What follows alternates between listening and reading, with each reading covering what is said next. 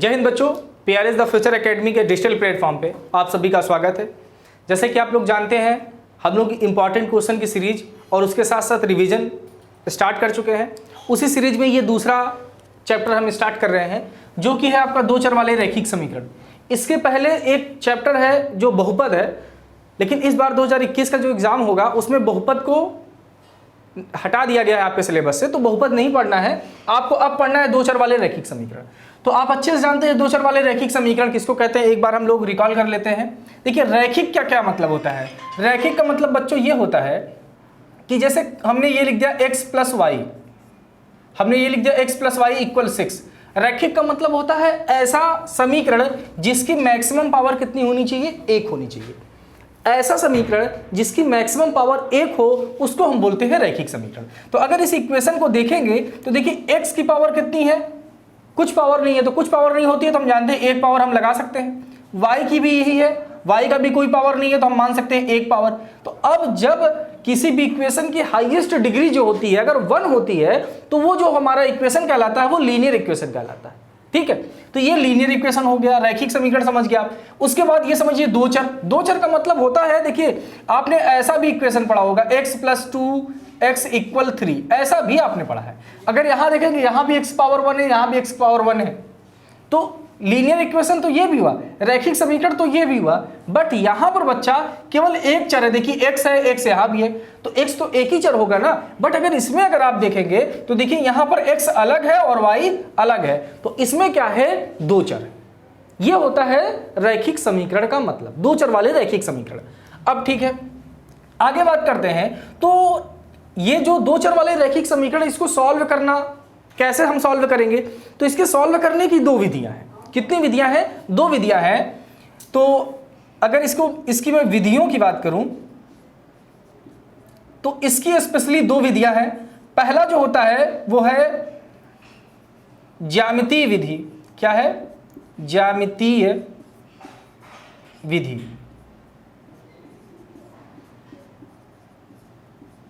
दूसरा जो बच्चा है वो है बीजगणितीय विधि।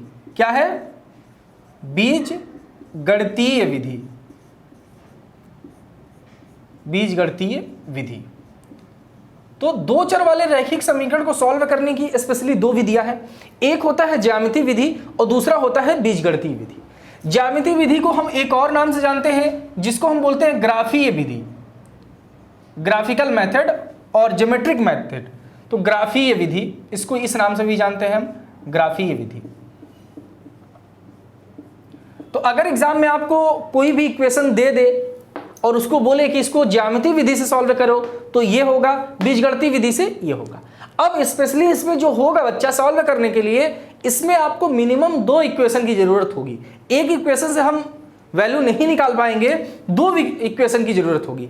एक देखिए, दो चर वाले रैखिक समीकरण क्लास 9th में आपने पढ़ा है, जब एक इक्वेशन देता था तब हम कैसे x और y की वैल्यू फाइंड आउट हम कर लेंगे इसकी भी, लेकिन इसको सॉल्व करने का तरीका अलग है। लेकिन जो आपके हाई स्कूल में है वो हाई स्कूल में ये नहीं है। हाई स्कूल में कम से कम आपको दो विधि दे, मतलब दो इक्वेशन देगा। जैसे एक इक्वेशन दे ये दिया है, एक इक्वेशन और दे देगा, कुछ आपको ऐसे दे देगा कि 3x प्लस 7y इक्वल 3। अब ये इक्वेशन फर्स्ट हो जाएगा और इस इक्वेशन सेकेंड हो जाएगा। इन दोनों इक्वेशन की मदद से आप क्या करेंगे, x और y की वैल्यू को निकालेंगे। और इस x और y को वैल्यू को निकालने के लिए हमारे पास जो हमारे सिलेबस में है वो दो विधियां हैं। पहला है ज्यामितीय विधि जिसको ग्राफिकल मेथड बोलते हैं, दूसरा अलजेब्रिक मेथड बीजगणितीय विधि होता है। अब देखिए ज्यामितीय विधि तो बस इतनी है। जो बीजगणितीय विधि हम बच्चा देखेंगे तो इसमें तीन प्रकार की विधियां हैं, तीन विधियां हैं। एक है प्रतिस्थापन विधि है, प्रतिस्थापन विधि, सब्स्टिट्यूशन मेथड है। दूसरा जो है बेटा वो एलिमिनेशन मेथड है जिसको हम बोलते हैं विलोपन विधि, एलिमिनेट कर देते हैं, विलोपन विधि। और तीसरा जो होता है मल्टीप्लिकेशन मेथड होता है जिसको हम बोलते हैं वज्र गुणनखंड विधि। ये तीन विधियां हैं विधि, ठीक है। तो ये सब ध्यान में रखिएगा। सब्स्टिट्यूशन मेथड, एलिमिनेशन मेथड और क्रॉस मल्टीप्लिकेशन मेथड या मल्टीप्लिकेशन मेथड। ये तीन मदद, इस तीन की हेल्प से हम बीजगणितीय विधि से इक्वेशन को हम सॉल्व करेंगे। एग्जाम में आपके कभी कभी क्या कर देता है बच्चा, ये इक्वेशन दे देगा और बोलेगा सीधे सीधे कि x और y की वैल्यू निकालो। जब सीधे सीधे ये बोल दे कि x और y की वैल्यू निकालिए, तब आप चाहे इस विधि का यूज करिए, चाहे इन तीनों का यूज करिए, किसी का भी यूज करके आप x और y की वैल्यू फाइंड आउट कर सकते हैं। लेकिन कभी कभी दिक्कत तब हो जाती है जब दो इक्वेशन देने के बाद शर्त रख देता है कि उसको या तो आपको ज्यामितीय विधि से सॉल्व करना होगा, या तो आपको प्रतिस्थापन विधि, विलोपन विधि या मल्टीप्लिकेशन, मतलब तीन में से किसी एक विधि से सॉल्व करना होगा। तो हमको तो पता नहीं है कि एग्जाम में कौन सी विधि आ जाएगी, तो हम बारी बारी से ये सारी विधियों के बारे में देखेंगे। और भी हमारे चैप्टर में बहुत कुछ है, लेकिन मेन हम यहीं से स्टार्ट करते हैं। आप एक भी पॉइंट आपको छूटेगा नहीं। रिवीजन है तो रिवीजन का मतलब रिवीजन होगा, साथ में इंपॉर्टेंट क्वेश्चन जो इस चैप्टर से बहुत ही महत्वपूर्ण क्वेश्चन है उनकी भी हम देखेंगे कि वो भी क्वेश्चन आपके सामने आएंगे जो आपकी बुक से नहीं है लेकिन आपके एग्जाम में पूछे जा चुके हैं। और मैं एक ही चीज अपने कोचिंग के भी बच्चों को बताता हूं, आप लोगों को भी बता रहा हूं कि ज्यादा से ज्यादा एनसीईआरटी में जितनी आपको एग्जाम्पल दिए गए हैं, अगर वो आप सॉल्व करके जा रहे हैं तो आप निश्चिंत हो जाइए। 80% जो क्वेश्चन आएंगे आपके एग्जाम पेपर में, 80% क्वेश्चन आपको पढ़े हुए मिलेंगे। बहुत सारे बच्चे हमसे ये क्वेश्चन पूछते हैं कि सर ये बताइए कि पेपर कहाँ से आएगा, एनसीईआरटी के बुक से आएगा कि और किसी बुक से आएगा या कहाँ से आएगा। तो मैं बस आप लोगों को एक ही चीज बोल रहा हूँ कि आप कुछ ना करिएगा, एनसीईआरटी के जितने भी क्वेश्चन है, एक्सरसाइज, उनको सॉल्व कर लीजिए, साथ में जो एग्जाम्पल है उनको सॉल्व कर लीजिए।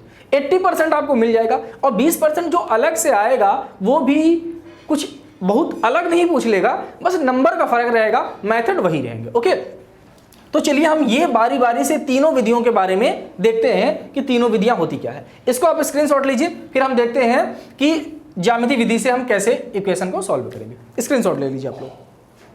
चलिए बच्चों देखते हैं इसका पहला क्वेश्चन। देखिए कहाँ दिया गया है कि 5 पेंसिल तथा 7 कलमों का कुल मूल्य 50 रुपए है तथा 7 पेंसिल तथा 5 कलमों का मूल्य 46 रुपए है, तो एक पेंसिल तथा एक कलम का मूल्य ज्ञात कीजिए। अब यहाँ ध्यान दीजिएगा, सेम आपको ऐसा क्वेश्चन दे दिया है, तो 5 पेंसिल तथा 7 कलमों का कुल मूल्य कितना है, 50 रुपए है, और 7 पेंसिल और 5 कलमों का मूल्य 46 रुपए है, तो एक पेंसिल और एक कलम का आपको कीमत बतानी है। देखिए अब मैंने ये क्वेश्चन को इसलिए डाला है कि इसको आपको बीजगणितीय विधि से नहीं सॉल्व करना है, इस क्वेश्चन को आपको ज्यामितीय विधि से सॉल्व करना है, ग्राफिकल मेथड से सॉल्व करना है। तो देखिए ग्राफिकल मेथड का यूज हम तब कर पाएंगे, या ग्राफिकल मेथड बोला जाए या तो बीजगणितीय विधि बोला जाए, तब हम सॉल्व कर मतलब उस मेथड को अप्लाई कर पाएंगे जब हमारे पास कम से कम 2 लीनियर इक्वेशन इन 2 वेरिएबल होना चाहिए, कम से कम 2। ठीक है, 2 इक्वेशन हमारे पास रहेंगे तब जाके अप्लाई कर पाएंगे। तो यहां पर तो अभी स्टेटमेंट दिया गया है, हमको इक्वेशन नहीं पता है, तो सबसे पहले क्या करेंगे बच्चा, यहां से हम इक्वेशन बनाएंगे। क्या करेंगे, यहां से हम इक्वेशन बनाएंगे। तो चलिए इक्वेशन हम बनाने की कोशिश करते हैं। सबसे पहले यहां बहुत ही सिंपल क्वेश्चन है, 5 पेंसिल तथा 7 कलमों का कुल मूल्य 50 रुपए है। तो आप जब भी देखिए क्वेश्चन को पढ़ लीजिए और समझ लीजिए, जब भी इस प्रकार का क्वेश्चन आएगा कि एक कलम तथा एक पेंसिल तथा एक कलम का मूल्य, एक सेब या एक कुछ भी आपके बुक में देख लीजिए, बहुत सारे क्वेश्चन है, कुछ भी पूछ सकता है कि एक सेब और एक आम का मूल्य बताइए। ठीक है, तो यहां पर जो पूछा है, एक जो पूछा है उसी को हमको मान लेना है। तो मान लेते हैं, माना, देखिए यहां पर मानते हैं, माना एक पेंसिल की कीमत x रुपए है तथा एक कलम की कीमत y रुपए है। ठीक है, अब ध्यान दीजिएगा, इसको आप कलम ही लिखिएगा, ये कमल नहीं लिखा है। मैं बहुत गलती करता था इसमें, तो आप लोग गलती मत करिएगा, ये कलम लिखा है, कलम, हाँ ठीक है, कलम ठीक है, हाँ कमल मत लिख दीजिएगा।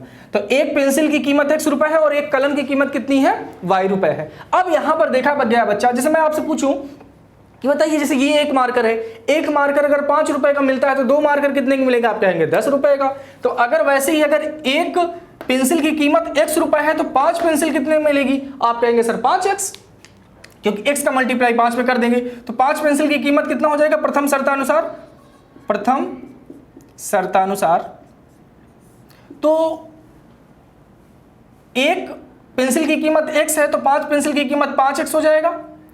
अब हमको 5 पेंसिल तथा 7 कलमों का कुल मूल्य, दोनों का मूल्य दिया गया है। जैसे हम दुकान पे कुछ खरीदने गए, हमने कुछ मतलब सपोज 1 किलो अपनी चीनी खरीदा और 1 किलो आपने दाल खरीदा, दोनों का सम्मिलित जो दाम है वो बताया जा रहा है, दोनों का जुड़ा हुआ। तो दोनों का जुड़ा तब होगा ना जब दोनों को हम जोड़ेंगे। तो अब मान लेते हैं कि जो 5 पेंसिल की कीमत है वो 5x है। इसी प्रकार जो 7 कलमों का, कलमों का कीमत कितना हो जाएगा, तो एक कलम की जो कीमत है y है तो 7 कलमों का कितना हो जाएगा 7y, और इसका मूल्य कितना है 50 रुपए। ये इक्वेशन आपको पहला मिल गया, समझ में आ गया। चलिए अब दूसरे इक्वेशन की बात करते हैं, मतलब दूसरा शर्तानुसार। अब देखिए दूसरी शर्तानुसार बच्चा क्या बोला है, 7 पेंसिल और 5 कलम। अब वही चीज है, 7 पेंसिल हो गई है तो ये 7x हो जाएगा, और 5 कलम हो गया है तो ये 5y हो जाएगा। बराबर कितना है 46 रुपए है, 46 रुपए। Equation number 2। यहां तक तो आपको करना ही है, चाहे आप बीजगणितीय विधि का प्रयोग करिए या ज्यामितीय विधि का प्रयोग करिए, यहां तक तो आपको इक्वेशन तो बनाने ही पड़ेंगे। आपने इक्वेशन बना लिया, अब इसे इक्वेशन को हमको बीजगणितीय विधि से ज्यामितीय विधि से सॉल्व करना है। तो देखिए ज्यामितीय विधि के लिए आप क्या करिएगा, आप सबसे पहले इन दोनों इक्वेशन को आपका इस्तेमाल करना है। तो सबसे पहले मैं पहला इक्वेशन का इस्तेमाल करता हूं समीकरण 1 से। यहां पे देखिए समीकरण 1 से, जब समीकरण 1 का इस्तेमाल करेंगे तो यहां पे देखिए लिखा है 5x + 7y इक्वल दिया गया है 50 बच्चा। अब यहां से मैं चाहे देखिए इस इक्वेशन से चाहे हम x की वैल्यू निकाल लें या तो y की वैल्यू निकाल लें, किसी एक की वैल्यू आपको निकालना होगा, तो किसी की वैल्यू निकाल लीजिए। चलिए मैं x की वैल्यू निकालता हूं। तो अगर x की वैल्यू निकालूंगा तो इस वाले टर्म को उस तरफ ले जाना होगा, तो ले जाइए। तो 5x इक्वल कितना हो जाएगा, ये 50 इधर है, ये प्लस में उधर है तो उधर माइनस में जाएगा, तो ये 7y हो जाएगा। समझ में आया। अब ये देखिए बच्चा, मुझे x की वैल्यू निकालना है तो 5 को भी उस तरफ ले जाना होगा, तो ये प्लस इधर, अब ये 5 मल्टीप्लाई में उधर जाएगा तो डिवाइड में हो जाएगा। तो x इक्वल कितना हो जाएगा 50 - 7y/5। यहां तक आप पहुंच जाएंगे। अब इसके बाद आप क्या करिएगा, जब इतना बन जाएगा तो उसके बाद आप एक ऐसे टेबल बना लीजिएगा।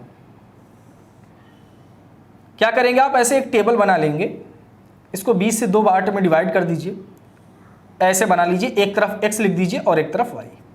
अब यहां से बच्चा क्या करना है, इस इक्वेशन से x और y की कम से कम 2 वैल्यू निकालना है। जो निर्देशांक, आप निर्देशांक ज्यामिति तो पढ़े ही होंगे, तो उसमें जैसे कोऑर्डिनेट नहीं होता है कि x 2,4 5,3, तो वैसे ही हमको बनाना है।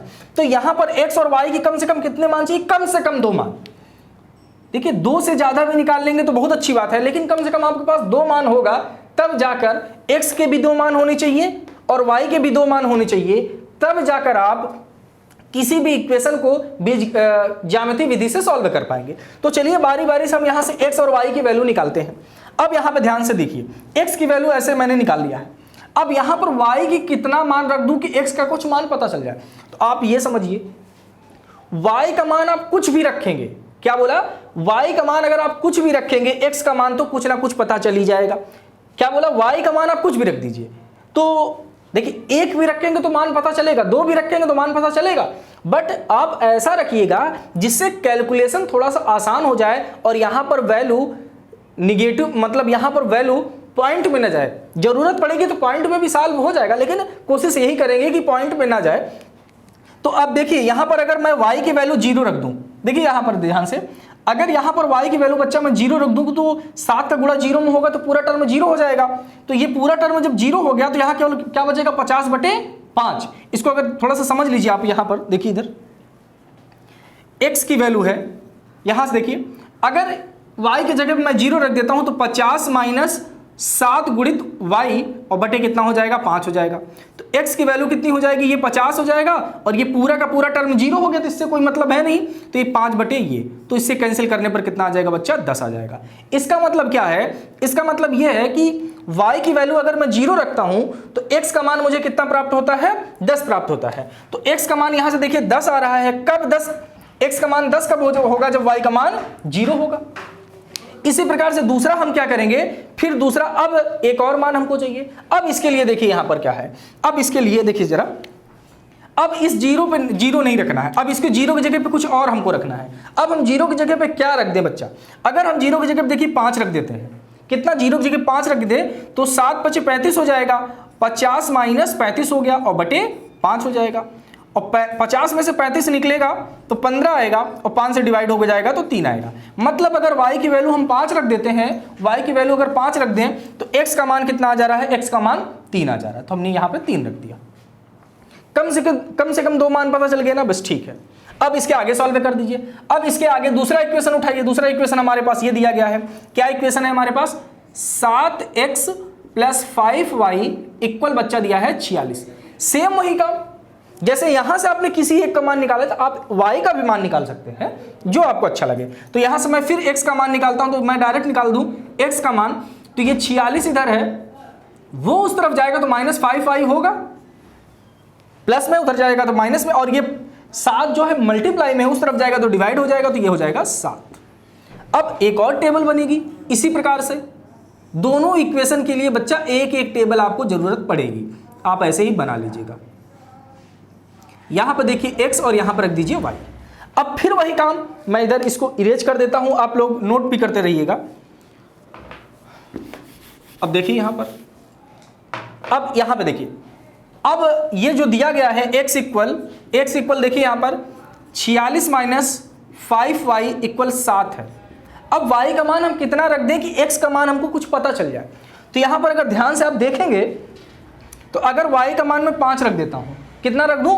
y का मान अगर मैं 5 रख दूं तो देखिए y का मान अगर 5 रखने पर क्या होगा, यहां पर 46 है, आप कुछ भी रख सकते हैं, लेकिन मैं 5 रख रहा हूं तो ये 5 में 25 हो जाएगा, 25 बटे कितना हो जाएगा? 7 हो जाएगा। इसको सॉल्व करेंगे तो 46 में से 25 निकल जाएगा, 21 आएगा, और ये 7 से डिवाइड होकर कितना आ जाएगा बच्चा? 3 आ जाएगा। इसका मतलब देखिए, अगर मैं y का मान कितना रख रहा हूं? 5 रख रहा हूं ना, y का मान यहां पर मैंने 5 रखा, y का मान 5 रख रहा हूं तो x का मान मुझे कितना प्राप्त हो रहा है? 3 प्राप्त हो रहा है, तो ये हो जाएगा 3। ठीक है, अगला स्टेप देखिए। अब एक और हमको y का मान चाहिए। देखिए एक से काम चल देगा ना, 2 का, तो अब देखिए यहां पर y का मान अब हम कितना रख दें? अगर यहां से हम y का मान 4 रख देते हैं, कितना मान रख दें? 4 रख दें, तो देखिए क्या होगा, 4 रखेंगे तो ये बच्चा 20 हो जाएगा। कितना हो जाएगा? 20 हो जाएगा। और 46 में से 20 अगर माइनस करेंगे तो आप कितना आ जाएगा? 26 आ जाएगा। कितना आ जाएगा? 26/7। अब 7 से क्या करिए इसको, ये नॉर्मल अब तो होगा नहीं, आप लोग सोच लीजिएगा। 26 से अगर मैं डिवाइड करूंगा तो कितनी बार जाएगा? 7 × 3 = 21, 5 आ जाएगा, दशमलव लगाएंगे तो यहां पर 0 आएगा, 7 × 7 = 49, तो ये लगभग 3.7 आएगा, लगभग 3.7 आएगा। तो यहां पर x की वैल्यू कितनी रख रहे हैं? 4। मैं इसलिए रख दे रहा हूं क्योंकि आप दशमलव से भी इसी में सीख लीजिएगा, अलग से मुझे क्वेश्चन नहीं लेना पड़ेगा।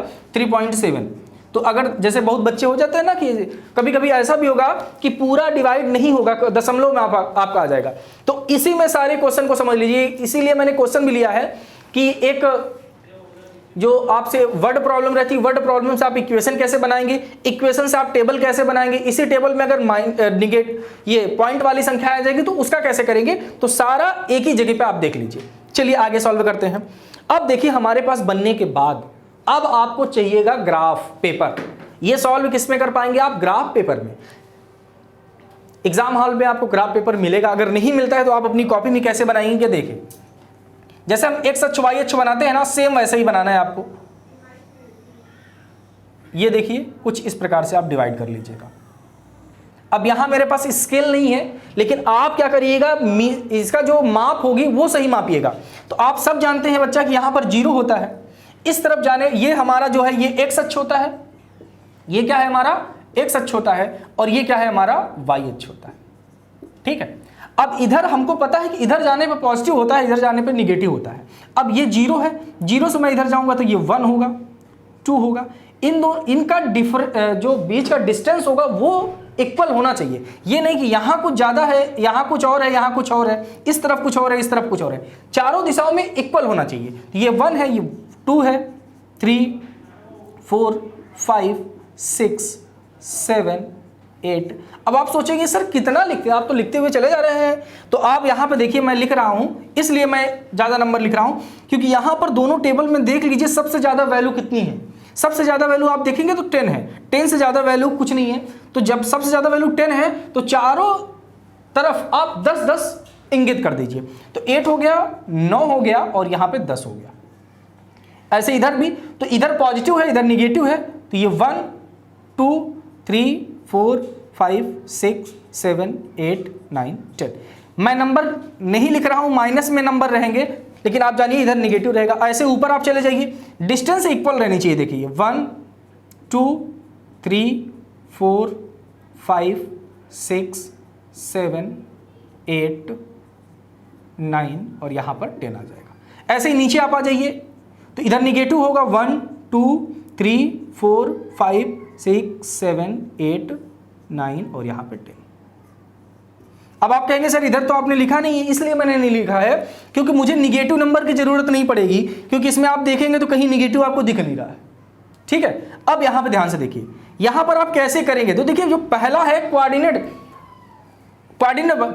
बनाइए। जैसे कोऑर्डिनेट कैसे बनते हैं आप अच्छे से जानते हैं कि कोऑर्डिनेट ऐसे बनता है, एक्स और वाई रहता है, एक्स और वाई रहता है ना। इसका मतलब जो पहला वाला होगा वो एक्स का मान होगा और जो दूसरा वाला होगा वो वाई का मान होगा। तो जो पहला कोऑर्डिनेट बनेगा बच्चा वो बनेगा 10,0, ये पहला बन गया। दूसरा इस इक्वेशन से, जो पहला वाला इक्वेशन से है, दूसरा क्या बनेगा 3,5, तो दूसरा बना लीजिए 3,5। अब इसी दोनों को आप इस ग्राफ में रिप्रेजेंट करिए। देखिए कहां पर आता है, तो देखिए ये प्लस में है, पहला जो होता है एक्स का मान होता है, तो आपको एक्स वाले डायरेक्शन में जाना है और एक्स में पॉजिटिव आना है। तो एक्स में पॉजिटिव आप चले जाइए, कहां पर है, यहां पे देखिए 10 यहां पर है। और y पर कितना है, y पर 0 है। देखिए दूसरा वाला 0 होता है, तो y पर 0 का मतलब y दिशा पे तो हम जाएंगे ही नहीं, इसका मतलब y का मतलब यहीं पे 0 होगा। तो इसका जो 10,0 होगा यही वाला बिंदु होगा, यही वाला जो बिंदु होगा यही क्या हो जाएगा 10,0, 10,0। पहला वाला ये बिंदु मिल गया, इसकी नेमिंग कर दीजिए, आप इसको नाम दे दीजिए a। दूसरा पॉइंट देखिए 3,5 है, 3 किस तरफ है, यहां से देखिए यहां पर 3 जाएंगे और y की तरफ 5 जाना है, तो y की तरफ आप ये 5 जाइए। अब इन दोनों का मिलन जहां पर होगा वो होगा, तो देखिए 5 यहां पर है ना, तो इधर डॉटेड थोड़ा सा कर दीजिए और यहां से 3 को ऊपर डॉटेड कर दीजिए। ये दोनों जहां पर मिलेंगे, देखिए यहां पर मिल रही है ना, अब इसको हटा भी हम सकते हैं, समझाने के लिए किया था। अब ये दोनों जहां पर मिली है वही बिंदु कितना हो जाएगा बच्चा, 3,5 हो जाएगा। तो ये 3,5 हो गया, इसका भी नाम कर दीजिए बी। अब ये दोनों पॉइंट को आप क्या करेंगे, स्केल से मिला दीजिएगा। इन दोनों पॉइंट को आप क्या करेंगे, स्केल से ऐसे ही मिला देंगे। तो इसको आप मिलाने के बाद थोड़ा सा आगे पीछे की तरफ बढ़ा दिया करिएगा। इसको तो मैं थोड़ा सा देखिए ऐसे बढ़ा दे रहा हूं, ठीक है। अब दूसरा पॉइंट, अब इसकी बात करते हैं। देखिए ये चार्ट को मैंने बना दिया है, इसकी मैं बात कर रहा हूं। अब ये कितना है, 3,5 है, तो इसको मैं लिख लेता हूं।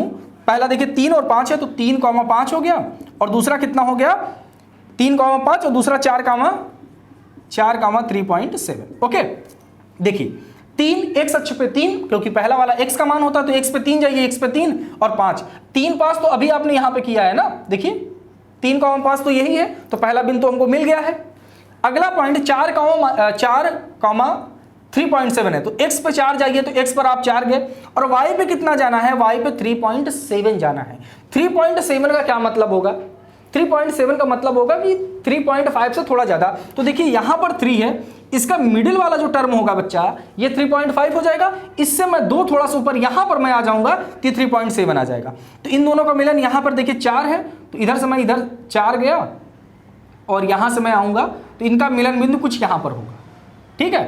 तो ये वाला जो पॉइंट होगा ये हमारा हो जाएगा कौन सा पॉइंट, 4,3.7। बात समझ में आ गई ना। तो इन्हीं दोनों को क्या कर दीजिए, पहला बिंदु ये था, दूसरा बिंदु ये था, इन्हीं दोनों बिंदुओं को आप क्या कर दीजिए, मिला दीजिए। ये कुछ इस प्रकार से मिला देंगे, समझ में आ गया। इस प्रकार से आपने इन दोनों को क्या कर दिया है, मिला दिया है, ठीक है। ये इस प्रकार से आपका जो 2 इक्वेशन होगा, उन इक्वेशन को आप क्या करेंगे, जहां पे देखिए कट किया है, उन इक्वेशन को आप क्या करेंगे, ये दोनों इक्वेशन को आपने क्या कर दिया है, इसमें मतलब रिप्रेजेंट कर दिया है किसके थ्रू, बीजगणितीय विधि के थ्रू आपने यहां पर क्या कर दिया है, इसको मिला दिया है। बात समझ में आ गया ना। तो ये पॉइंट आप दिमाग में रखिएगा, ओके।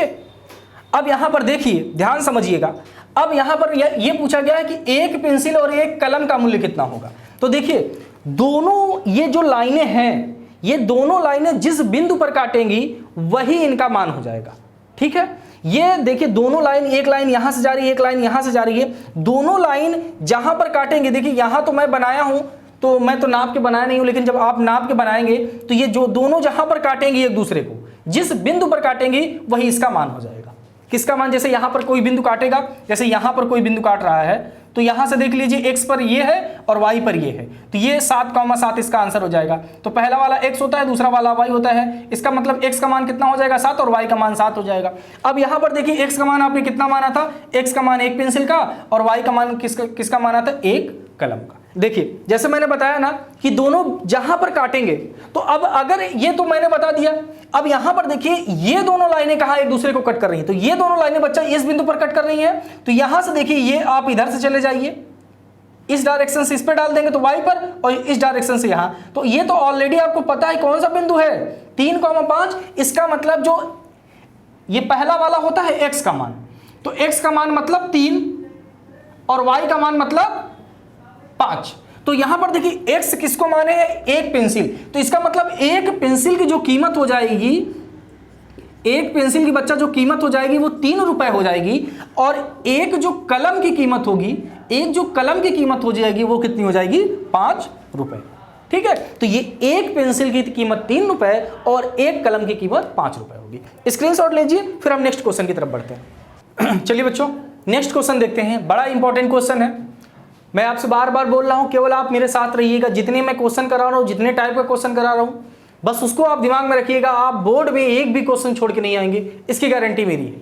देखिए अभी मैंने एक टाइप का क्वेश्चन आपसे बता दिया कि जब इक्वेशन रहता है तो कैसे उसको ग्राफ में प्लॉट करते हैं, सेम उसी टाइप से क्वेश्चन ये दूसरा भी है। ये बोर्ड में आया हुआ क्वेश्चन है, आपके एग्जाम में ये पूछा जा चुका क्वेश्चन है, और ये एनसीईआरटी बुक का भी क्वेश्चन है। तो देखिए ध्यान से, यहाँ पर समीकरण 2 इक्वेशन दिया है, ये और ये का क्या करना है? ग्राफ खींचना है। तो जब भी ग्राफ खींचने की बात आए तो आपके पास 2 इक्वेशन होने चाहिए। यहां पर 2 इक्वेशन दे दिए हैं, तो ठीक है मैं इक्वेशन को लिख लेता हूं। यहां पर इक्वेशन है x minus y plus 1 equal 0, ये इक्वेशन फर्स्ट है। और हमको पता है बच्चा कि ये जो इक्वेशन रहता है, तो ये जो नंबर है इसको हम उस तरफ ले जाते हैं, तो उस तरफ कर दीजिए। तो x माइनस वाई इक्वल क्या हो जाएगा? ये प्लस में है तो ये -1, ये इक्वेशन नंबर फर्स्ट हो गया। ठीक है, अब क्या करिए? दूसरा इक्वेशन लिखिए। दूसरा इक्वेशन क्या है? 3x plus 2y minus 12 equal 0। यही काम इसमें भी करिए, 12 को उस तरफ ले जाइए, तो 3x प्लस 2y इक्वल हो जाएगा, प्लस में है, माइनस में है तो ये प्लस में हो जाएगा 12। अब वही काम, अब दिमाग लगाइए। इसके बाद हम क्या करते थे? देखिए मैथ है, मैथ कहते हैं ना कि रटा नहीं जाता है, समझा जाता है, लेकिन कुछ कुछ चीज़ें आपको दिमाग में रखनी पड़ेगी, याद करना पड़ेगा, क्योंकि हम यहाँ पर करने के बाद अगला जो स्टेप होता है उसको याद करना पड़ता है। अगले स्टेप में क्या करते हैं? हम चार्ट बनाते हैं। तो चार्ट जैसे ही नाम लेंगे आपको तुरंत याद आ जाएगा कि x और y की वैल्यू। तो यहाँ पर हमने एक ऐसा चार्ट बना लिया, ये x की वैल्यू और ये y की वैल्यू यहाँ पर देखिए। अब यहाँ से देखिए आपको इससे वैल्यू निकाल के इसमें रखना है। तो अब ये इक्वेशन जो है x माइनस वाई इक्वल -1, यहां से क्या कर दीजिए? इस इक्वेशन से यहां मैं लिख देता हूं समीकरण 1 से, समीकरण 1 से। अब समीकरण 1 क्या है? x माइनस वाई इक्वल कितना दिया है? -1 दिया गया है। यहां से आप ध्यान से देखिए, आप x की वैल्यू निकालिए तो y को उस तरफ ले आइए, y को उस तरफ ले जाएंगे तो x इक्वल कितना हो जाएगा? ये -1, और ये y जब उस तरफ जाएगा तो ये प्लस y हो जाएगा, प्लस y हो गया। बात समझ में आया? ये तो x इक्वल कितना हो जाएगा? -1 और प्लस y। अब y का मान आप कुछ भी रखिए, y का मान आप कुछ भी रखिए, x का मान आपको पता चल ही जाएगा। तो सबसे मान जरूरी है। देखिए यहाँ पर क्या है, इसको इधर देखिए, x इक्वल -1 प्लस 0। और हमारी कोशिश रहती है कि जितना छोटा से छोटा मान हो सके उसको करना है। तो अगर बच्चा यहाँ पे भाई, अगर बच्चा y का मान हम 0 रख दें, अगर इसकी जगह पे हम 0 रख दें तो y की वैल्यू माइनस x की वैल्यू -1 मिलेगी कि नहीं? क्योंकि ये टर्म 0 हो गया, और -1 में अगर 0 ऐड करेंगे तो -1 आ जाएगा। इसका मतलब क्या है कि अगर हम y की वैल्यू 0 रख दें, y की वैल्यू अगर 0 रख देते हैं तो x का मान कितना पता चलता है हमको? x का मान -1 पता चल रहा है, तो ये -1 हो जाएगा। क्लियर हो गया? अगले पॉइंट की बात करते हैं। अब देखिए, अब y का कितना मान रख दें? अगर अब यहां पर y का मान 1 रख दे, ध्यान से देखिए, इस इक्वेशन में -1 ये दिया है। अब y का मान अगर +1 हम मान लें तो ये भी माइनस, ये भी माइनस, ये माइनस और ये प्लस में तो कट जाएगा, तो कितना आएगा, x की वैल्यू कितनी आ जाएगी, 0 आ जाएगी। तो यहां पर क्या करेंगे, जब y की वैल्यू कितना रख रहे हैं, 1 रख रहे हैं, तो x का मान कितना आ जा रहा है, 0 आ जा रहा है। तो समीकरण 1 से हमारे पास टेबल बन के तैयार होगी। अब इसी प्रकार से समीकरण 2 से टेबल हम बनाएंगे। तो चलिए बनाते हैं समीकरण 2 से। अब जब बच्चा समीकरण 2 से लेंगे तो समीकरण 2 कहां पे दिया गया, यहां पे दिया है 3x। आप ये सब दिखा दीजिएगा, ठीक है, ये जो मैं लिख रहा हूं हटा दे रहा हूं, आप दिखा दीजिएगा कि आप टेबल कैसे बनाए हैं। तो 3x + 2y = 12 दिया गया है। यहां से भी आप सॉल्व कर लीजिए, x की वैल्यू निकाल लीजिए। तो x की वैल्यू निकालेंगे तो 2 देखिए कैसे हो जाएगा, तो ये 12 रहेगा, ये प्लस में उस तरफ जाएगा तो माइनस में -2y, और ये देखिए मल्टीप्लाई में उस तरफ जाएगा तो डिवाइड में, तो ये डिवाइड में हो जाएगा। अब यहां पर फिर वही काम कि इसको पहले आप इधर लिख लीजिए, समझ में आ जाएगा आपको। तो x = 12 - 2y/3।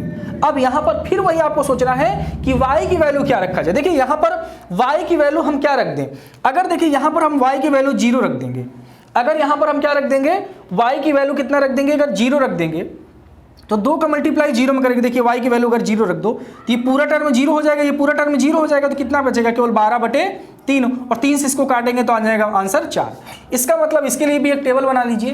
तो इसके लिए ऐसे टेबल बनेगी, ये देखिए ये x है और ये y। यहां पे देखिए x की y की वैल्यू आप कितना रख रहे हैं, 0 रख रहे हैं। y की वैल्यू अगर आप 0 रख रहे हैं तो x का मान कितना आ रहा है, x का मान 4 आ रहा है, तो यहां पर x का मान आप 4 रख दीजिए, ठीक है।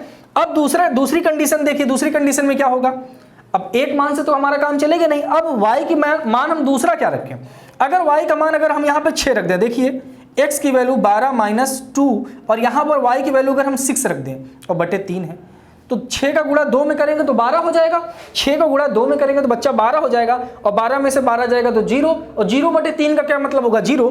इसका मतलब अगर y का मान हम 6 रख दें, y का मान हम 6 रख दें तो x का मान कितना प्राप्त हो रहा है हमको, 0 प्राप्त हो रहा है। ये देखिए मैंने यहां पर रख दिया। आप बहुत कुछ भी मान रखेंगे, देखिए अब यहां पर आप यही समझ लीजिए, अगर यहां पर मैं 0 नहीं रखता, मैं -1 रख देता तो x का मान कितना प्राप्त होता, तो -1 ये -1 ये, तो x का मान -2 प्राप्त होता। मान तो कुछ ना कुछ तो निकलेगा, बट आपको यह भी ध्यान रखना है कि ऐसा मान निकालना है जिससे कैलकुलेशन भी हमारा आसान हो, इसको ध्यान में रखना है। चलिए अब ये जो पहला बोला था समीकरण, इसके और इसको का ग्राफ खींचिए। तो आपने ग्राफ खींचना है तो पहले आप ग्राफ खींच लीजिए। तो ग्राफ के लिए मैंने बताया ही था आपको, एक x अक्ष बना लीजिए और एक y अक्ष बना लीजिए। तो ये इस प्रकार से बन जाएगा आपका, ये आपका x अक्ष है और ये आपका y अक्ष है, ठीक है। अब यहां पे सबसे ज्यादा से ज्यादा वैल्यू 6 आपको जाना है, तो चारों दिशाओं में आप 6 चले जाइए। अब यहां पर माइनस भी है तो माइनस का भी ध्यान रखना है आपको। तो ये 0 हो जाएगा, तो ये 1 2 3 4 5 6, ऊपर भी ऐसे चले जाइए 1 2 3 4 5 6। तो ये ऊपर भी पॉजिटिव होगा 1 2 3, इधर निगेटिव होता है तो -1 2 3 4 5 6। ये -1 -2 -3 -4 -5 और -6। नीचे भी आ जाइए 1 2 6, ठीक है, -6। अब यहां पे ध्यान से देखिए, पहला जो कोऑर्डिनेट है -1, 0 है, तो इसको लिखिए -1, 0। अब -1 x की वैल्यू, इसका मतलब जो पहला होता है वो x का मान होता है, तो x का मान कितना है, -1 है। तो -1 किधर जाएंगे हम, तो x तो ये है हमारा, पॉजिटिव इधर है निगेटिव इधर है, तो -1 यहां पर आ गए हम। और y का मान कितना है, 0 है, तो y का मान कितना, मतलब यही वाला पॉइंट होगा, क्योंकि 0 का मतलब हम y दिशा में कुछ जाएंगे ही नहीं, y दिशा में ना ऊपर जाना है ना नीचे जाना है हमको, क्योंकि 0 है, 0 का मतलब यही वाला। तो जो पहला पॉइंट होगा कि -1, 0, ये यही वाला पॉइंट हो जाएगा मेरा। दूसरे पॉइंट का नाम लीजिए, तो दिया है 0, 1। तो मतलब अब यहां पर देखिए x अक्ष पर 0 है, x अक्ष पर कुछ नहीं जाना है, और y अक्ष पर कितना जाना है, केवल 1 जाना है। तो यहां से लेकर आप यहां पर पहुंच जाएंगे, ठीक है, ये वाला पॉइंट। तो मैं इसका नाम a दे देता हूं, इसका नाम मैं b दे देता हूं। अब इस पॉइंट का कोऑर्डिनेट कितना दे दिया गया है 0,1, तो 0,1। अभी मैंने क्या बताया था कि जो दोनों पॉइंट हों उन दोनों को मिलाती हुई स्ट्रेट लाइन खींचे और थोड़ा सा आगे पीछे बढ़ा दिया करिए। तो वही काम करते हैं, तो पहले इन दोनों को मिला देंगे हम ये, और इसको थोड़ा सा बाहर कर देंगे, बड़ा कर देंगे, स्ट्रेट ऐसे बना देंगे, और इसको स्ट्रेट एकदम स्केल से आपको स्ट्रेट बनाना है। ओके ठीक है, पहला बन गया। दूसरा बनाते हैं। दूसरा है क्या 4,0 है, तो ये 4,0 और दूसरा है 4,0 और 0,6, 0,6।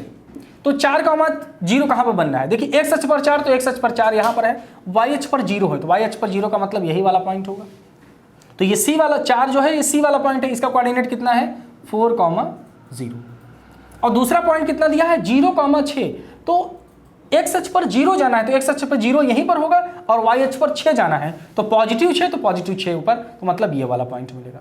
तो एक पॉइंट देखिए यहाँ पर इसका ये वाला पॉइंट मिल गया। अब ये देखिए ये वाला पॉइंट यहाँ पर है, ये सी वाला, ये वाला, और ये वाला पॉइंट यहाँ पर, ये डी वाला, इसका कोऑर्डिनेट क्या है 0,6। तो इन दोनों को भी आप मिलाएंगे। देखिए यहाँ से मैं इसको मिला दूंगा, मिल गया कि नहीं? मिल गया। अब ये देखिए ग्राफ खींचना था, मैंने ग्राफ को खींच दिया है। ओके, ग्राफ खींच गया है। अब उसके बाद आगे देखिए पढ़िए, अब उसके बाद आगे बोला है एक्स अक्ष और इन रेखाओं से बने त्रिभुज। एक्स अक्ष, तो एक्स अक्ष तो मेरी ये है, और इन रेखाओं का मतलब ये रेखा और ये रेखा से बने त्रिभुज के शीर्ष। पहले बात तो आपको एक एक्स अक्ष वाली लेना है, और दोनों जो भुजाएं हैं, रेखाएं हैं, इनसे एक त्रिभुज बनना है। पहले आप उस त्रिभुज को ढूंढिए। तो अगर बच्चा उस त्रिभुज को आप ढूंढेंगे तो देखिए एक ये देखिए त्रिभुज दिख रहा है आपको, ये और ये देखिए एक्स अक्ष से ये है और ये दोनों रेखाओं से है, तो ये आपको त्रिभुज, तो मैं इसका नाम दे दूं अगर पी, ये पॉइंट का नाम ऑलरेडी पहले से है ए, और ये पॉइंट का नाम ऑलरेडी से है सी, तो त्रिभुज कौन सा बन रहा है PAC। अब इस त्रिभुज के शीर्षों के निर्देशांक निकालना है। शीर्षों का निर्देशांक का मतलब इसका कोऑर्डिनेट क्या होगा, इसका कोऑर्डिनेट क्या होगा, इसका कोऑर्डिनेट क्या होगा। अब देखिए इसका कोऑर्डिनेट और इसका कोऑर्डिनेट तो मुझे पहले से पता है ना, इसका कोऑर्डिनेट -1,0 है और इसका कोऑर्डिनेट 4,0। बस इसका कोऑर्डिनेट की बात करते हैं। तो देखिए अभी मैं यहाँ नाप के नहीं कर रहा हूँ, तो पता नहीं इसका कोऑर्डिनेट क्या हो, लेकिन यहाँ से देखने पर अगर यहाँ से मैं इसको मिला दूँ तो एक 3 हो रहा है, और 3 किसका मान है, वाई अक्ष का मान है, तो वाई अक्ष का मान 3 हो गया। एक्स अक्ष पर मैं अगर इसको मिलाऊं तो ये कुछ इस प्रकार से है, शायद 3,3 होगा या 2.3, देख लीजिएगा यहाँ पर एक्स की वैल्यू अगर 3 पे जाएगी तो ये 3,3 हो जाएगा। ठीक है, अब जब आप बनाएंगे तो आपका एग्जैक्ट वही लोकेशन लोकेट करेगा। ठीक है, ये समझ में आ गया होगा। आप इनको दिमाग में रखिएगा, हो सकता है इस बार भी ये क्वेश्चन पूछा जाए। अगर ये क्वेश्चन नहीं आएगा तो ये तो मान लीजिए आपको इस बार बीजगणितीय जो ज्यामिति विधि है इससे क्वेश्चन आएगा ही आएगा। क्यों आएगा उसके पीछे रीजन है बच्चा, क्योंकि इससे जो पहला वाला है बहुपद है पॉलिनोमियल से, वो हट गया आपके सिलेबस से। और आपको पता है कि जो बीजगणित है उसमें 3-4 पार्ट हैं। एक तो एपी है आपका समांतर श्रेणी, वो भी आपके सिलेबस से हट गया है, बहुपद है वो भी हट गया है। तो 2 चैप्टर बचते हैं। वो 2 चैप्टर कौन सा है, एक द्विघात समीकरण है और एक 2 चर वाले रैखिक समीकरण। और यहां से ही आपको 18 नंबर का आएगा। कितने मार्क्स का आएगा, 18 मार्क्स का आएगा। समझ में आ रहा है? तो इसका मतलब केवल 2 चैप्टर को पढ़ने से आपको 18 आएगा। और ये मान लीजिए कि अगर 2 चैप्टर को पढ़ने से आपको 18 आएगा, इस चैप्टर से मैं लिख के दे सकता हूं कि कम से कम 12 मार्क्स का इस चैप्टर से आएगा, और 6 नंबर जो बच रहा है वो आपका आ जाएगा द्विघात समीकरण से। इतना ध्यान रखिएगा। तो अगर 12 नंबर का आएगा तो जिसमें ये क्वेश्चन बनना अनिवार्य है, मतलब ये क्वेश्चन भी बन सकता है, और साथ में ये जो ग्राफ खींचने वाला है ना, ये भी हो सकता है कि ग्राफ खींचने के लिए दे देता है। स्क्रीनशॉट ले लीजिए, फिर हम नेक्स्ट क्वेश्चन की तरफ चलते हैं। चलिए बच्चों अगला क्वेश्चन देखते हैं। देखिए क्या दिया गया है कि √2x + √3y = 0 है, √3x - √8y = 0 है। अभी मैंने आपको थोड़ी देर पहले बताया कि जो 2 चर वाले रैखिक समीकरण होते हैं इसको सॉल्व करने की 2 विधियां होती हैं। एक होती है ग्राफिकल मेथड, दूसरा होता है अलजेब्रिक मेथड। तो ग्राफिकल मेथड से हम कैसे लीनियर इक्वेशन को सॉल्व करते हैं वो आपको बता दिए हैं। अब अलजेब्रिक मेथड से हम लीनियर इक्वेशन को कैसे सॉल्व करेंगे उसकी बात करते हैं। और आपको पता है जो अलजेब्रिक मेथड होता है उसमें 3 मेथड शामिल हैं। पहला जो होता है वो होता है substitution method, second elimination, and third and last जो होता है वो होता है मल्टीप्लिकेशन मेथड। तो ये जो पहला क्वेश्चन है इसको हम बात करेंगे किससे, मतलब इसको सॉल्व करेंगे प्रतिस्थापन विधि से। बारी बारी से तीनों विधियों को हम देखेंगे। तो पहले जो विधि का हम बात करेंगे वो विधि है प्रतिस्थापन विधि। मैंने इस क्वेश्चन को, और भी रीजन है, इंपॉर्टेंट क्वेश्चन तो है ही, साथ में ये भी है कि हमारे जो बच्चे होते हैं वो रूट के नंबर देखते ही उनकी हालत खराब हो जाती है। मतलब रूट को देखते ही उनको ये आभास हो जाता है कि ये मेरे लिए नहीं बना है, ओ मेरे लिए नहीं है, ये तुम्हारे ही लिए है। बस इसमें कुछ नहीं रहता यार, नॉर्मल कॉन्सेप्ट जो आपको पता है उसी को अप्लाई करना है, और है इसमें कुछ नहीं। देखिए, तो पहली चीज आप समझ जाइए कि प्रतिस्थापन विधि का मतलब क्या होता है। देखिए, प्रति का मतलब क्या होता है बच्चा, एक। जैसे हम दुकान पे जाते नहीं तो कहते हैं कि यार लिखा रहता है कि रसगुल्ला 10 रुपए प्रति पीस, लिखा रहता है ना, रसगुल्ला 10 रुपए प्रति पीस। सच बताना कि इसके किसके मुंह में पानी आ गया, कमेंट करके बताइएगा। तो देखिए, जो प्रति का क्या मतलब होता है, एक होता है, और स्थापन का मतलब होता है शिफ्ट कर देना, एक जगह से दूसरी जगह शिफ्ट कर देना। तो मतलब इसका क्या मतलब है, देखिए वर्ड से अगर आप याद रखेंगे तो एग्जाम हॉल में अगर कभी आप कंफ्यूज भी होते हैं ना तो तुरंत आप समझ जाएंगे कि अच्छा ये वाला मेथड था। तो प्रति का मतलब होता है एक, और स्थापन का मतलब होता है एक जगह से दूसरी जगह स्थापित हो जाना। इसका क्या मतलब होता है कि इनमें दो टर्म है, दो टर्म में से किसी एक टर्म को आप स्थापित कर देंगे। स्थापित का मतलब उसके स्थान को आप बदल देंगे, ठीक है। तो देखिए वही करना है। कैसे प्रतिस्थापन विधि का हम सॉल्व करते हैं। देखिए, इन दोनों इक्वेशन में से का आप किसी भी इक्वेशन को ले लीजिए, जो इक्वेशन आपको लेना हो। इसको हम इक्वेशन फर्स्ट मानते हैं, इसको इक्वेशन सेकंड मानते हैं। अब इन दोनों इक्वेशन में से आप फ्री हैं किसी भी इक्वेशन को लेने के लिए, तो स्पेशली हम लोग पहला इक्वेशन ले लेते हैं। हम यहां पे लिखते हैं समीकरण 1 से। अब बच्चा समीकरण 1 का इस्तेमाल कर रहे हैं। देखिए, समीकरण 1 से हम क्या करेंगे, पहले समीकरण 1 को लिख लीजिए।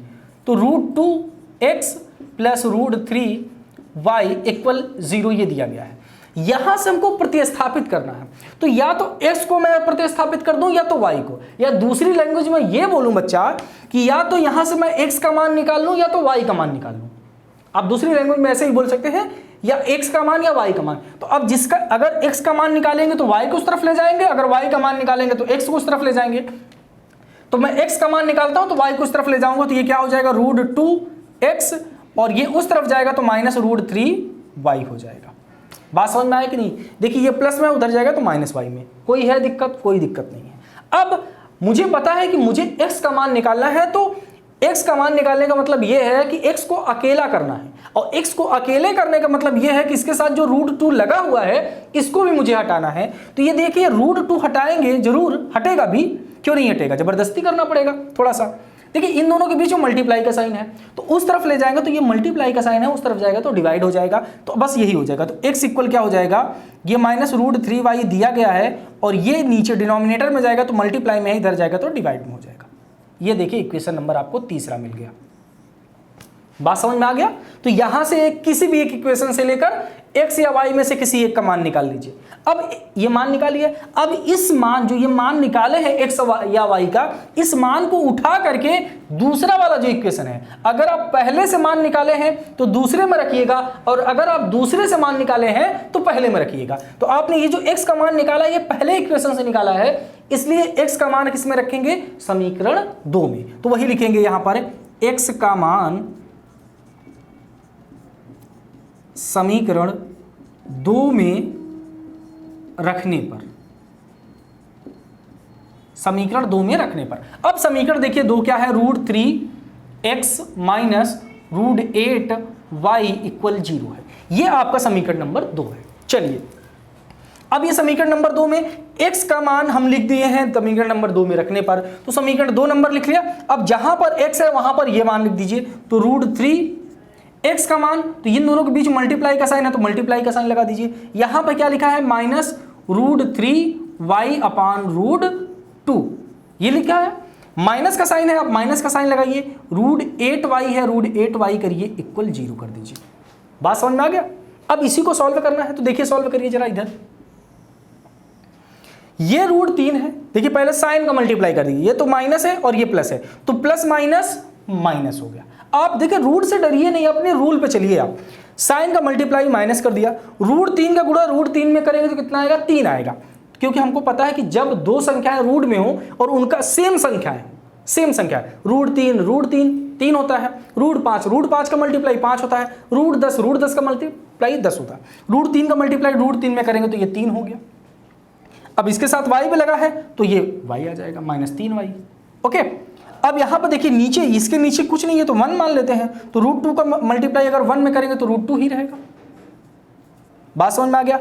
माइनस है, आप माइनस लगा दीजिए।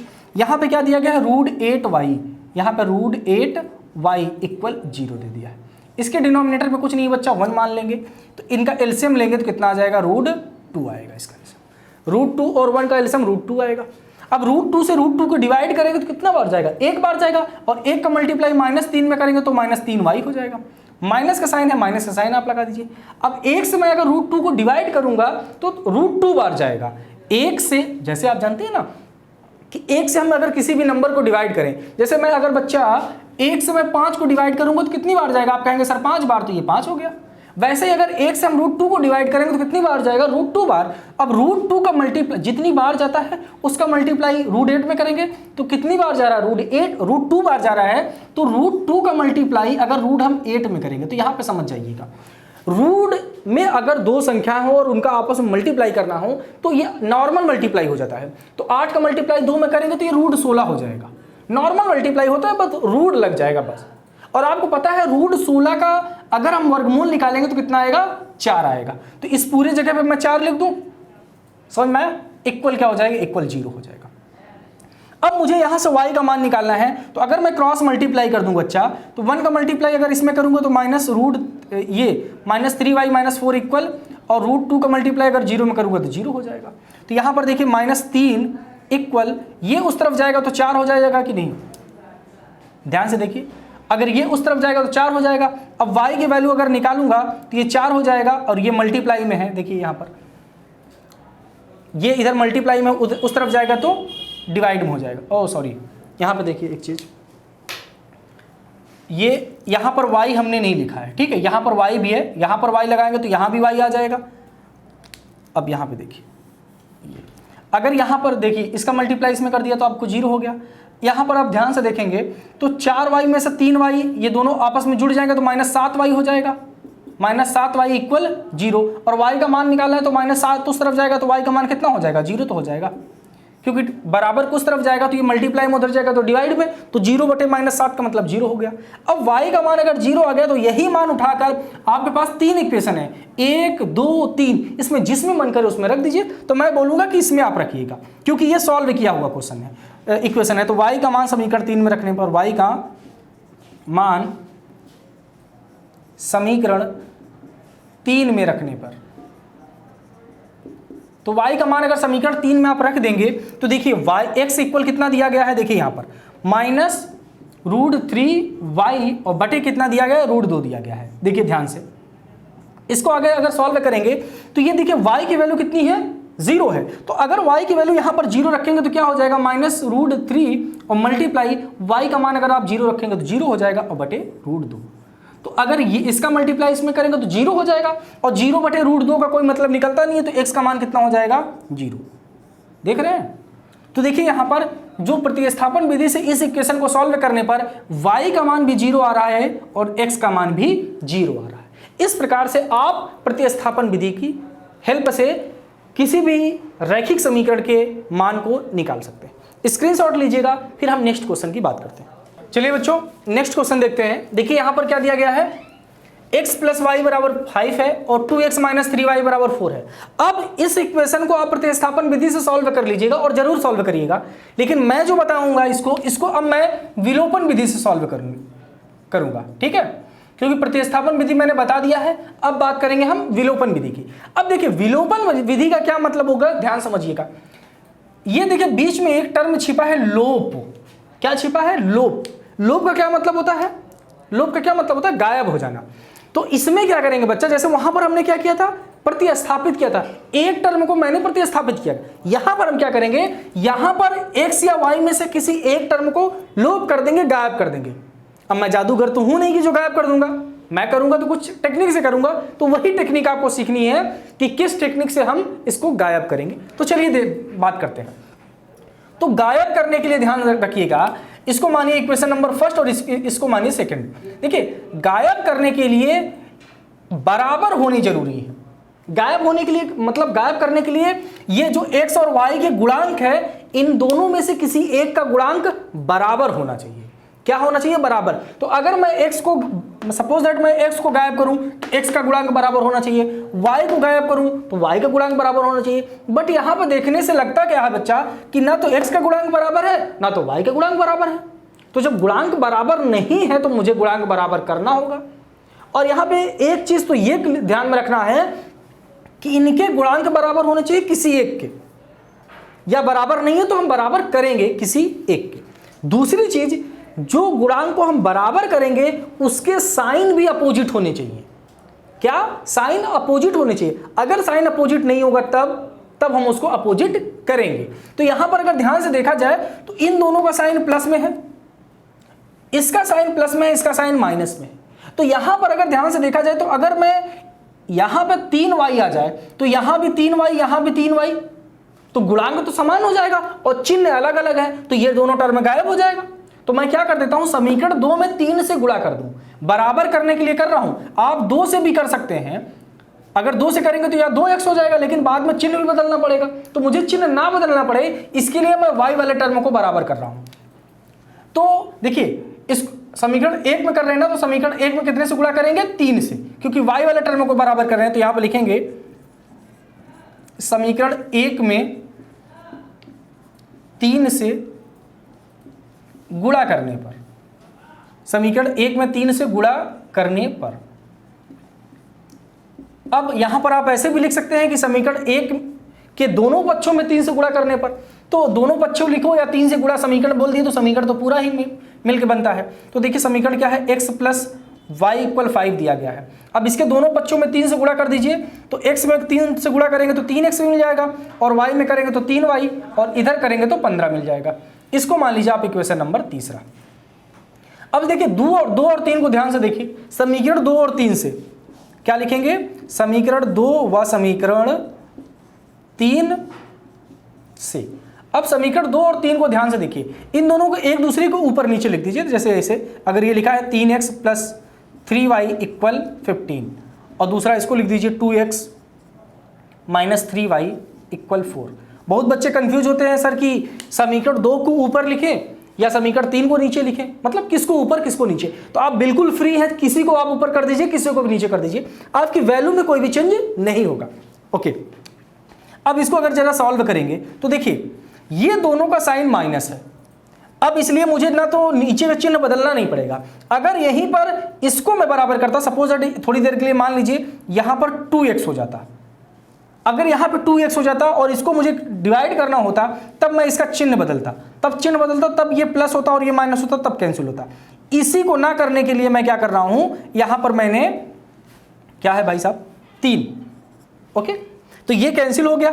क्यों कैंसिल हो गया, क्योंकि बराबर और अपोजिट है। तो अब बराबर और अपोजिट हमेशा कैंसिल हो जाता है, ये कैंसिल हो जाएगा। तो ये 3 और 2 कितना हो जाएगा, 5x। तो 5x बराबर ये भी जुड़ जाएगा, 15 4 19 हो जाएगा, तो 19 हो जाएगा। तो यहाँ से x की वैल्यू निकालेंगे तो 19, और 5 उस तरफ जाएगा तो मल्टीप्लाई में, इधर आएगा तो डिवाइड में। तो x की वैल्यू कितनी आ गई बच्चा, x की वैल्यू आ गई 19/5। ये तो मैंने केवल x की वैल्यू निकाला। अब x की वैल्यू उठाकर आप किसी भी इक्वेशन में रख दीजिए, 1 2 3 किसी में रख दीजिए, ध्यान दीजिए।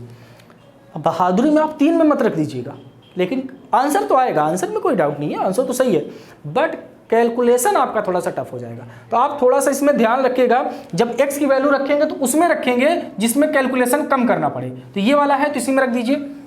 यहाँ पर है तो x का मान समीकरण 1 में रखने पर, समीकरण 1 में रखने पर, तो समीकरण 1 में रखेंगे तो x प्लस वाई इक्वल 5 हो गया, x प्लस वाई इक्वल 5 हो गया। x की वैल्यू 19/5 होगी, यहाँ पर रख दीजिए, प्लस y इक्वल 5 हो गया। y की वैल्यू निकालना है, उस तरफ जाएगा तो ये y इक्वल 5, और ये प्लस में उस तरफ जाएगा तो माइनस 19/5। इसको जरा सॉल्व कर लीजिए, इसके नीचे 1 मान के, दोनों का एलसीएम 5 आ जाएगा। 105 को डिवाइड करेंगे 5 बार जाएगा, 5 का मल्टीप्लाई 5 में करेंगे तो 25, माइनस 5 से डिवाइड करेंगे 1 बार जाएगा तो ये 19 हो जाएगा। अब 25 में से अगर 19 को माइनस करेंगे तो आप 6 आएगा, 6/5। तो y का मान कितना आ गया बच्चा, y का मान आ गया 6/5। तो x का मान 19/5 और y का मान कितना आ गया 6/5। इस प्रकार से आपका ये विलोपन विधि भी क्लियर हो गया। स्क्रीनशॉट लीजिए, फिर मैं एक क्वेश्चन और लेता हूं। चलिए बच्चों देखते हैं नेक्स्ट क्वेश्चन, और ये इंपॉर्टेंट क्वेश्चन भी है और बहुत ही इजी क्वेश्चन भी है। ठीक है, ये भी एग्जाम में आपके आ चुका है। देखिए यहां पर क्या दिया गया है, 2x प्लस 3y बराबर 11 है और 2x माइनस 4y बराबर माइनस 24 को हल कीजिए। पहली बात केवल इतनी पार्ट को आप पढ़ लीजिए कि यहां पर दिया गया 2x प्लस 3y बराबर 11 और 2x माइनस 4y माइनस 24 को हल कीजिए। हल कीजिए का क्या मतलब होगा? देखिए ये अगर बोल दे हल कीजिए तो आप रिलैक्स हो जाइएगा, वाह ठीक है। हल करने का क्या मतलब है कि x और y के मान को निकालना है। अब मैंने ऐसी ठंडी सांस क्यों ली, उसका मतलब पता है? उसका मतलब यह है बच्चा कि अब आपके पास 3 विधियां हैं। 3 क्या कहूं, बोले तो 4 विधियां। एक तो आपको ग्राफिकल विधि भी है, ग्राफिकल विधि से भी इसको सॉल्व कर सकते हैं। ग्राफिकल विधि से भी x और y का मान तो निकलता है ना, वहां से निकाल सकते हैं। दूसरी विधि आपके पास है बीजगणितीय विधि, और बीजगणितीय विधि में आपके पास प्रतिस्थापन है, विलोपन है और मल्टीप्लिकेशन है। मल्टीप्लिकेशन तो मैंने नहीं बताया है, बट 2 तो बताया है ना, तो उन दोनों में से किसी का भी आप इस्तेमाल कर लीजिए। तो कुछ बच्चों के लिए प्रतिस्थापन आसान होता है, कुछ लोगों के लिए विलोपन आसान होता है। तो आप जिस विधि से यूज करना चाहें उस विधि का इस्तेमाल कर सकते हैं। तो सबसे पहले मैं इसको किसी विधि से सॉल्व कर लेता हूं। तो 2x प्लस 3y इक्वल 11, इसको इक्वेशन नंबर फर्स्ट मान लीजिए। दूसरा क्या है, 2x माइनस 4y इक्वल दिया है माइनस 24, इसको आप मान लीजिए इक्वेशन सेकंड। अब ध्यान दीजिए इसको मैं किस विधि से सॉल्व करूं, तो किससे करूँ, चलो विलोपन से करते हैं। किससे करते हैं? विलोपन से। आपका मन जिससे मन करे उससे करिए, मेरा मन कर रहा है विलोपन से, ठीक है। चलिए विलोपन से करते हैं। तो विलोपन का क्या मतलब होता है? किसी एक टर्म को गायब कर देना। अब गायब कैसे करेंगे? ये देखिए, गायब करने के लिए कोफिशिएंट जो गुणांक होते हैं वो बराबर होने चाहिए। तो इन दोनों में देखिए गुणांक किसके बराबर हैं? इसके x के गुणांक देखिए यहां भी 2 है, यहां भी 2 है, और y के गुणांक अलग अलग है। अरे हमको दोनों से थोड़ी मतलब है, हमको तो एक से मतलब है, एक का बराबर होना चाहिए, बात खत्म। देखिए x वाला बराबर है, हमारा काम बन गया। अब जब ये बराबर है, अब बराबर के साथ साथ क्या होना चाहिए? साइन अपोजिट होना चाहिए, बट साइन अपोजिट नहीं है। एक चीज तो सही है बट एक चीज नहीं सही है, तो कोई दिक्कत नहीं है। साइन अगर अपोजिट नहीं है तो साइन अपोजिट करना बड़ा आसान है। कैसे आसान है? नीचे के साइन को आप बदल दीजिए। क्या कर दीजिए? नीचे के साइन को आप बदल दीजिए, और बदलने के जब बदलेंगे तो यहां पर कुछ लिखना पड़ेगा। यहां पर क्या लिखेंगे? यहां पर लिख देंगे घटाने पर। क्या लिख देंगे? घटाने पर। तो यहां पर घटाने पर लिखने के बाद चिन्ह बदल दीजिए। ये प्लस में है माइनस में, ये प्लस माइनस में तो प्लस में, और ये भी माइनस में तो प्लस में। ये भाई साहब कैंसिल हो गए। इन दोनों को जोड़िए, ये दोनों का प्लस है तो 7y बराबर, इन दोनों को अगर ये भी प्लस जुड़ जाएगा तो 24 और 11 कितना हो जाएगा? 35 हो जाएगा। y की वैल्यू निकालेंगे तो 35 और बटे 7 हो जाएगा, और 7 पचे 35 हो गया। y का मान निकल गया 5। अब y का मान अगर 5 आ गया तो x का मान चाहिए मुझे, तो y का मान उठाकर इन दोनों में से किसी एक में रख दीजिए। अब बहादुरी की वजह से आप ऐसे इक्वेशन में मत रखना जिसमें आप फंस जाइए। फंसेंगे क्या? कैलकुलेशन है, कर ही लेंगे, लेकिन थोड़ा सा टाइम लगेगा, और एग्जाम में हमको एक सेकंड टाइम बचाना होगा। तो y इक्वल 5 रखना है, किस में रखना है आपके ऊपर डिपेंड करता है। मुझे तो ये वाला आसान लग रहा है इसलिए मैं इसी में रखूंगा। तो यहां पर देखिए मैं लिख रहा हूं y का मान समीकरण 1 में रखने पर। किस में रखने पर? समीकरण 1 में रखने पर। अब चलिए समीकरण 1 में रख दीजिए। समीकरण 1 दिया गया है 2x प्लस 3y इक्वल 11 दिया गया है। अब y का मान कितना है? 5 है, तो 5 रखिए ना। तो यहां पे 2x प्लस 3 मल्टीप्लाई 5 इक्वल 11। ये 2x दिया गया, 2x ऐसे ही रहने दीजिए, प्लस 5 का मल्टीप्लाई इसमें करेंगे तो 15 हो जाएगा, बराबर 11 हो गया। 15 मैं उस तरफ ले जाऊंगा तो 2x इक्वल कितना हो जाएगा? 11, और उस तरफ जाएगा तो -15 हो जाएगा, होगा। तो ये 2x इक्वल कितना हो जाएगा? 15 में से 11 निकल जाएगा, 4 आएगा, चिन्ह बड़े वाले का तो -4। x का मान निकालने के लिए 2 उस तरफ जाएगा तो इधर मल्टीप्लाई में, उधर जाएगा तो डिवाइड में हो जाएगा, तो -4/2, और 2 से कैंसिल होगा तो -2 आ जाएगा। तो x का मान कितना आ जाएगा बच्चा? x का मान आ जाएगा -2। तो इसको हल करने के लिए हल कीजिए। हल करने पर y का मान 5 आ गया है और x का मान कितना आ गया है? -2 आ गया है। अब इसके आगे की कहानी पढ़ते हैं। आगे क्या दिया गया है? और m का मान, m का वह मान ज्ञात कीजिए, मतलब स्पेशली बोला है m का भी मान ज्ञात करना है। m का मान ज्ञात करने के लिए हमारे पास कंडीशन दिया गया है, ये कंडीशन दी गई है। क्या कंडीशन है? y बराबर mx प्लस 3। तो ये देखिए क्या करेंगे, अब इसको मान लीजिए, इसको मान लीजिए आप 1 2 इसको माना है, 3 कहीं नहीं माना है, मान लीजिए इसको इक्वेशन नंबर 3। अब यहीं पर लिख दीजिए x बराबर -2 और y बराबर 5 समीकरण 3 में रखने पर, किस में रखने पर? समीकरण 3 में रखने पर आप उसमें रख दीजिए, m का मान आपको पता चल जाएगा। तो समीकरण क्या है? y इक्वल कितना है? mx plus 3। तो यहां पर देखिए x का मान कितना है? x का मान -2 है, y का मान 5 है, तो रख दीजिए 5 इक्वल m -2 और प्लस 3। सॉल्व कर दीजिए तो ये 5 होगा। अब ये देखिए प्लस में इस तरफ आएगा तो ये प्लस में इस तरफ आएगा तो माइनस में हो जाएगा, तो -3 हो जाएगा। इक्वल प्लस और माइनस माइनस -2m हो गया। तो 5 में से 3 निकल जाएगा बच्चा, 2 आएगा, तो 2 बराबर -2m। m की वैल्यू निकालने के लिए 2 को इस तरफ लाएंगे, 2 बटे -2 हो जाएगा इक्वल m। तो इसको सॉल्व करेंगे जब, तो ये -1 आ जाएगा। तो इसका मतलब क्या हो जाएगा? m की वैल्यू कितनी आ जाएगी? -1। तो आप देखा इस क्वेश्चन को सॉल्व करने पर दो पार्ट था इस क्वेश्चन में। पहली बात तो हल करना था, मतलब x और y का मान निकालना था। दूसरा क्या था कि m का मान निकालना था, और m के मान के लिए इसी इक्वेशन में x और y के मान को रख देंगे तो m बराबर कितना आ जाएगा? -1 आ जाएगा। इस प्रकार से ये क्वेश्चन कंप्लीट होता है। और इसी क्वेश्चन के साथ ही बच्चों आज हम इतना ही क्वेश्चन रखते हैं। जल्दबाजी की कोई जल्दी मतलब नहीं है। जितना मैं पढ़ा रहा हूँ विश्वास करिए उतनी चीज़ें पढ़ते रहिए। आप अपने से भी पढ़ सकते हैं, ऐसा कुछ रोक नहीं है, बट आप अपने से जो पढ़ना वो पढ़िए। लेकिन जितनी मैं बात बता रहा हूँ इसको जरूर पढ़ लीजिएगा, इसको आप दिमाग में जरूर रखिएगा।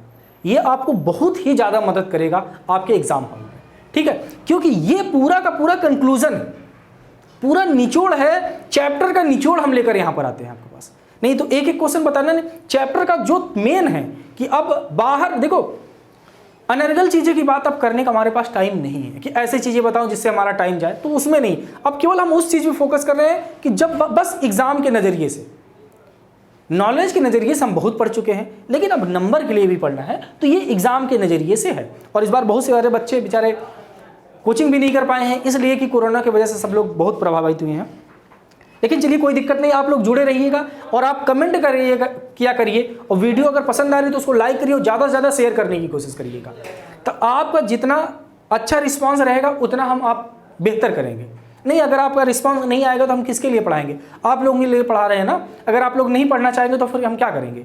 इतना तो हमारे पास भी टाइम नहीं है। हम आप लोगों को फ्री में पढ़ा रहे हैं, तो आप लोगों की बस जिम्मेदारी ये है कि ज़्यादा से ज़्यादा जितने भी आपके दोस्त हैं उसको वहाँ तक सेंड करिए, वीडियो को लाइक करिए और ये चैप्टर मतलब पढ़िए मन लगाकर। मकसद एक है आपका फ़ायदा हो, ठीक है?